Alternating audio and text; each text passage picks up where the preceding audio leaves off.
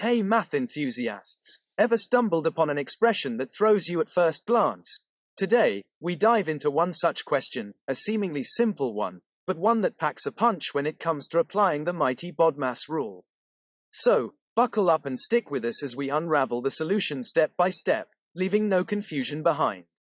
Let's break the steps involved in solving this expression.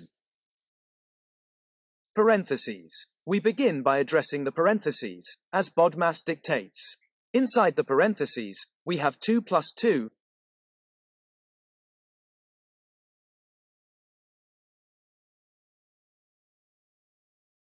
which equals 4. This simplifies the expression to 8 divided by 2, 4. Division. Next, we encounter division, 8 divided by 2.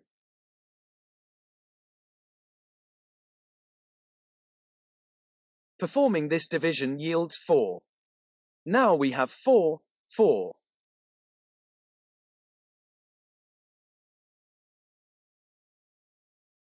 Multiplication. Finally, we execute the multiplication, 4 by 4, resulting in the final answer of 16.